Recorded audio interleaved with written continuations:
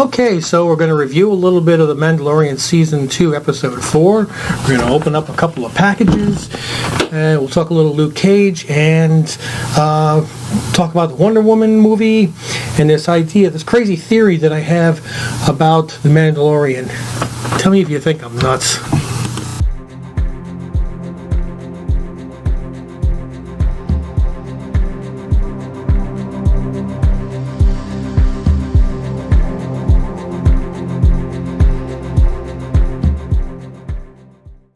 Oh, well, good evening, good morning, good afternoon, whatever time that you're watching this. You can see I got my Yoda shirt on, so Baby Yoda. So we're going to be talking Mandalorian primarily, discussing the Season 2, Episode 4 a little bit. There will be spoilers, so if you don't want to watch it, hear it, either fast forward it or watch the episode and then come back. I don't want to spoil anything for you, but it's another great episode. This one was actually directed by Carl Weathers, and I'll be honest, I know he's a very good actor. I wasn't expecting much just from the directorial standpoint of it, but I got to give him credit. It actually was done well. It had a couple of hokey moments in it, but it kind of falls in line with that whole Star Wars. If you go back to 1977, chasing people, it had little homage scenes to it, which they were appreciated. They really were. This is yet another episode of The Mandalorian arriving someplace. I need this. Well, will you do this for us? And then you can have it. Whether it's I want Boba Fett's armor, or I want information, so you got to give this person transport. And this one is he goes back and he meets with Greef Karga and Dune. What the hell? Cara Dune? I think that's her name. And of course, he's going to have his ship fixed up again. And hey, while you're here and the ship's being fixed up, could you help us with something? You're such a great fighter, great warrior. And they're going to take out a base that was left over by the Empire, and it turns out to be not a base really for the Empire, but a experimental facility where they're utilizing the blood that they had extracted from Baby Yoda. And by the way, I don't even know what's in this package. So that's what they're working on, and they're trying. The test subjects are not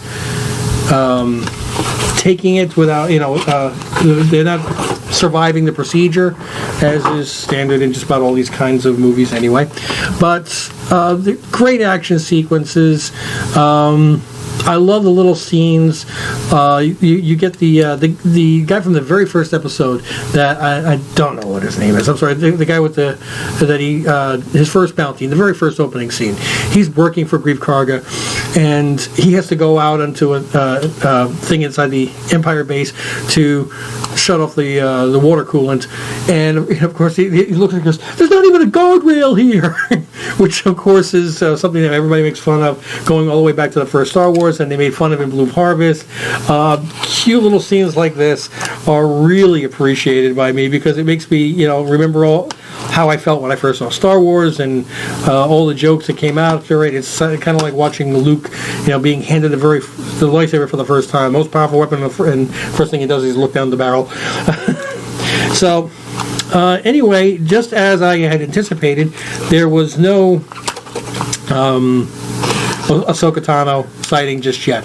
The next episode is directed by the person who created Ahsoka Tano, and I thought there might be like an end credit scene for her in this one, but they didn't even do that. They just show him taking off. By the way, as he's taking off, they have a pretty good scene with Moff Gideon, and he's got. And I had to rewind and look. It almost looked like smaller versions of Darth Vader's armor, but it was actually just the Dark Soldiers. And he's tracking. So now the question is he tracking so he can get Baby Yoda, or is he tracking so he can get Ahsoka Tano, or is he tracking so he can get both? We don't really know in this one. But moving ahead to my little theory here that I had, I was I watched the episode yesterday, and I wanted to let it stew in my head, as well as some other ideas that I had. And I have a feeling, a theory, that all the children of the Watch, and people are like, well, they're related to the Death Watch. Well, it's possible, but my big concern is that they are all abducted children, or they're not referred to as younglings. They're referred to as foundlings. And what made me start thinking about this is, if as a member of this sect of Mandalorians, you can never, ever, ever take your helmet off for anybody. It doesn't say except your spouse, except your family, except other Mandalorians. It says anybody. So my first question was, okay, so yes, you could theoretically consummate a marriage while wearing the helmet. It's really kinky, and I'm sure there's some cosplay people out there that do it. But I don't think that that's really romantic. God forbid you clunk heads or something. So does that mean that they're all never to be wed, never to have their own children? If so, then how does the how does that sect perpetuate itself? The only way would be the foundlings, which they are our future.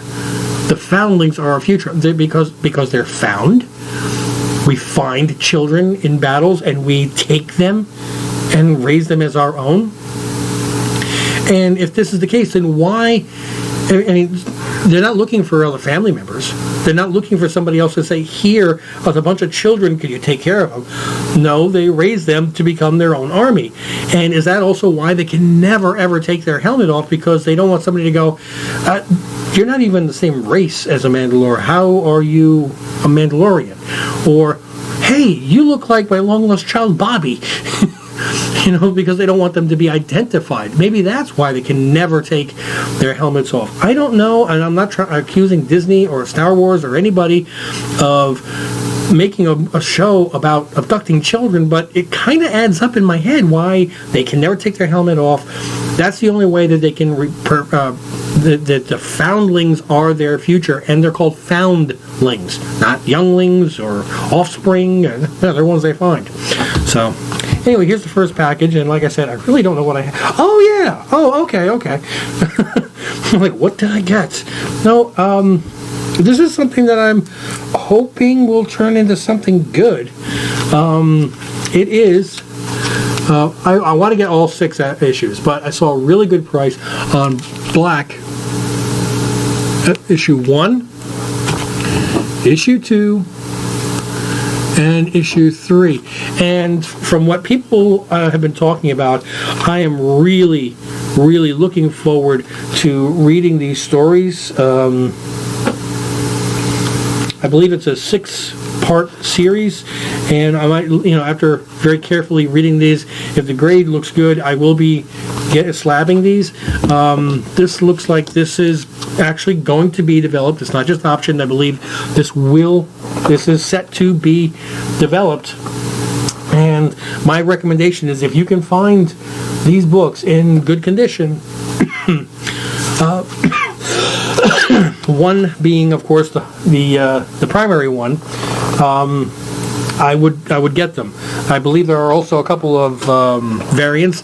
Hey, who would have thought? But I would get them if you can. So, next step that I wanted to do while I'm opening is talk about the release of Wonder Woman 1984.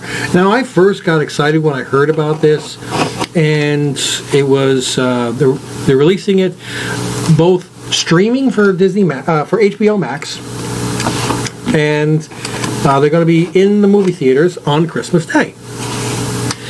And I'm like, all right, well, I'm going to see it in the movies. I'm hoping that other people will too, because I don't want this to be another flop, which makes the movie industry think that we're all not ready to go to the movies. This will probably be on more screens than normal, where I think movie theaters will dedicate more screens in their facility, so that way they can spread out the amount of people. But then I started thinking about it. I think it really sucks that it's going to release on Christmas Day itself. And the reason is, a lot of people are already canceling. Look, it's a box. A lot of people are already canceling their family plans for Thanksgiving because of the COVID uptick. Right or wrong, I'm not playing politics here.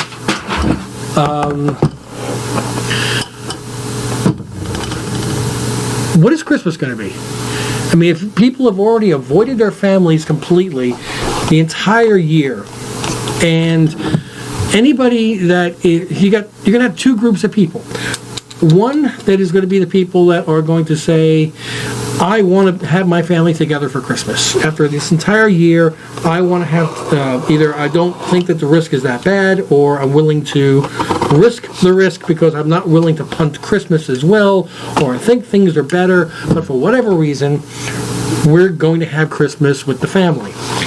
And if that's the case, then you want to be there with your family. You don't want to go to the movies, unless that's your family thing, which I highly doubt that the family has a tradition of going to the movies. So I would say traditionally, Christmas Day is not a big day for the movies. The other group of people are the ones that are saying, COVID is too bad. It's still out of control. I'm going to avoid my family. I'm not going to risk them getting sick, and I'm going to stay home, and we'll do a small little family, dinner for our family of 4, and we'll maybe Skype or FaceTime with the family, and wish that we were there, and give them our love, and cry or whatever over the over the phone or over the computer. And if that's your case, then those people are not going to go to the movies. They are interested in social distancing. So basically, the population is breaking up into two groups, both of which don't go to the movies on Christmas Day. So how is this going to be a good thing? Why didn't they open it up to release on the Friday before Christmas? If they're trying to give a Christmas present, I really don't think that they're doing a good job on this one. So, that being said, I think that this movie is not going to do well its opening weekend. Definitely not on Christmas Day. It may get a big crowd on December 26th. I just don't see everybody flocking and avoiding their families to go on Christmas Day itself to go see Wonder Woman 84. If they're going to have a big rush, if anything, it's going to be for the 11 o'clock, 12 o'clock, 1 o'clock matinee show to go see it before you go to dinner with your family. I can understand that, but their prime times, their 4, their 6, their 8 p.m. slots, they're going to be empty. The following weekend, I think, might be bigger, but it's still, now you're looking at New Year's Eve and New Year's Day, and you're going to be interfering with a lot of plans that way. So my wonder, and also you're going to have all the theater workers are now required to be away from their families on Christmas Day to handle this hopeful big surge of people, which I don't think there's going to be. I think this is a really boneheaded move. I'm allowed to say, my own opinion, but my biggest worry, though, is that this is going to be Tenet Part 2, that they're not going to get the crowds they're expecting, and the movie industry is going to pull back even further and say, see, we told you, the movies aren't doing well, we're going to have to live stream, we're going to have to push back even further, we're going to have to do this, we're going to do this. I don't think they're giving the movie industry, the movie theater industry, AMC and Regal, they're a fair shot. And again, this is just my opinion. Take it with what you want. So the second box I opened up was a book that I wanted to buy a few months ago. It's America #1 in a 9.8 white page. Now, there was a lot of hype about this a few months ago, about this being a character in the Doctor Strange Multiverse of Madness. I still think she's going to be in the Multiverse of Madness. But what I didn't do, though, was buy it when it was the biggest talk of the town when everything for America Chavez was going through the roof. I waited for it to drop down, and yes, I got this for practically the cost of a grading. Okay, so again, you always look for those bargains. You try, be patient when you're buying something, unless you know it literally is going through the stratosphere and you're trying to catch it. But again, once you hear it on the Hot 10, the top 10, you hear Comic Tom and Gem Mint, and they're discussing this, and it's so hot, and this, you've missed it already. You have missed it. The best thing that you can do at that point is get yourself a little notepad, which that's what I keep this for all the time. I make myself my little notes, and I can go back and say, hey, you know what, on this date I was looking at this particular book and I wanted to keep an eye on it, and I watched to see what other books are looking for. Like October 2020, I was saying, you know what, I'm going to come back in 3 months and check to see how the market is going for Marvel Spotlight number 32. I think Spider-Woman got really, really super hot with everything that was discussed with Olivia Wilde, and it's dying down. It's slowing down a bit, and I want to give it another couple months until it really drops off everybody's radar. And understanding that even if she doesn't make that movie, that's still a great book to have. And eventually there will be a Spider-Woman no matter what. So I'm not going to give you all my notes. So anyway, hopefully you're enjoying what you're watching, and I really encourage you to please click that like button, because I can use all the help I can get. And we're approaching our the 50 subscriber mark. When I get to 100, I will be doing a giveaway. I do appreciate the comments. You received comments about the volume of the speakers, and I'm trying everything I can to. I hooked up and got a 30 decibel boost. Now it sounds like a lot of background noise, and I apologize for that. But one of the other things, the last thing I wanted to talk about today was I started watching Luke Cage and on Netflix. And yes, I know I've missed the boat on a lot of these shows, and I'll get around to watch. I loved Power Man when I was a kid. Okay, and it's funny because I forgot all the stupid little details because I haven't read it in so long. And the first time he said "Sweet Christmas," I started cracking up like, I forgot he said that. And we had that tiara on his head. I'm like, that's right, he had that stupid thing on his head. I thought it was so cool back in the day. It ain't cool no more. I really am enjoying the show. He does remind me a bit of D.B. Woodside, the guy that plays the Meta-Deal in the Lucifer TV show. And I'm halfway through season 2. I can't wait to see the end of this. But now that I see what happened between season 1 and 2, I am going to have to go back and watch Iron Fist, which I love reading Power Man. I wasn't a big fan of Power Man and Iron Fist. I was never a big fan of Iron Fist. But there are so many characters that I wasn't a fan of as a kid that I have a better appreciation for now that I have to give a shot to. And when it's all said and done, of course, I'm going to have to watch The Defenders. And overall, I think Netflix did a really good job of this. I know that Marvel is talking to Charlie Cox about playing Daredevil. I think it's a mistake because their contract options are still not expired until January. And if Netflix really wanted to be a pain in the ass, all they have to do is just announce that they're making a one-off shot show, and which would refresh the rights for another couple years and lock those characters and actors to Netflix. And then they say, look, you really want to buy the rights from these guys, it's going to cost you.